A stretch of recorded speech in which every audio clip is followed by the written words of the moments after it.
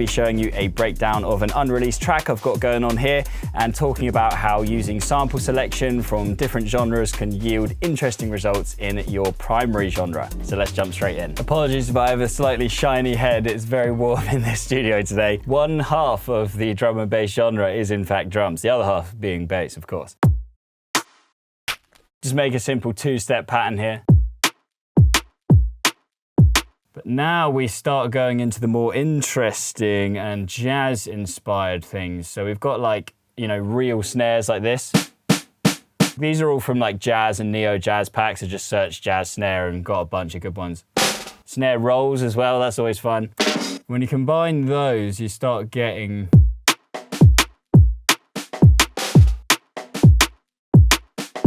jazzy. Then we start bringing in some more fills and loops.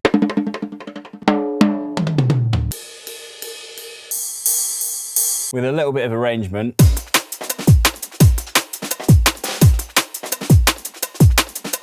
So again, the difference here is you can use, you know, crashes and snares and fills and all that sort of stuff from drum and bass packs with these, and there's absolutely nothing wrong with that. But there's a distinct flavor that's being added by using the jazz one-shots and fills to bring that slightly organic vibe. There's obviously a lot of discourse online around using samples and whether or not that's a creative process. You can actually tell a bit of a story about who you are as an artist with the samples that you're picking. Finding unique and different things on a platform with so many samples can be a creative process in and of itself. No matter which genre you're working with, think about what your other influences are and see how they can make you more unique as an artist, perhaps.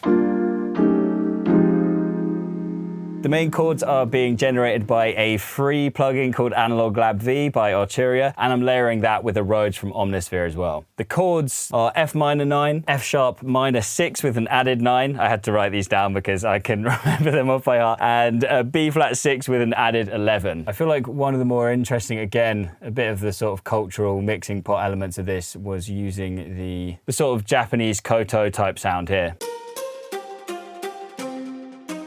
We also have later on in the breakdown this Japanese children's choir preset from Omnisphere, again sort of maybe bringing that Japanese element in a little bit. Some more on the jazz side of the instrumentation was this Latin baby bass. You can get these really nice bends by maxing out the velocity.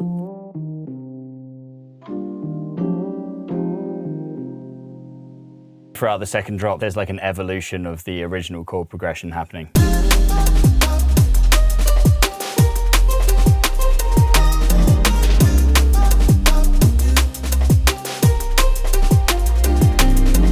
To lean on the sampling angle a little bit again, this wasn't a tune that required a great deal of sound design. You know, a lot of organic sounds, pianos, double basses, live drum sort of sounds. So I've just used instruments for those, which I think is increasingly rare in drum and bass. I suppose there's an expectation to create some mad bass sound all the time. Normally I go for a clean sine wave for sub basses because subwoofers on sound systems just tend to eat those up, and it's quite nice, you know, it's quite easy to get those nice and loud. It's an analog sine, but just with a couple of extra harmonics added by moving the wavetable position up a little bit.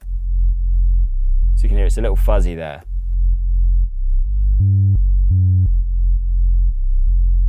And then used ShaperBox to sidechain it to the kick. So I added this really subtle mid-bass layer, which is a slightly different patch, but again, nothing complex at all. Rolled off all the lows and added a chorus.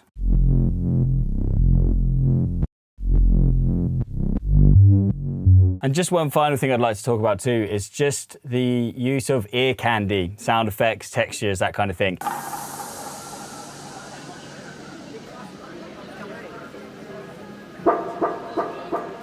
You know, some sound effects, some textures, just running those throughout just creates a sound bed upon which almost acts as almost like the foundation for the tune in a sort of atmospheric way. So yeah, have some fun with it, break a few rules, select some samples from weird genres. Most importantly, keep making music. I'll catch you in the next one.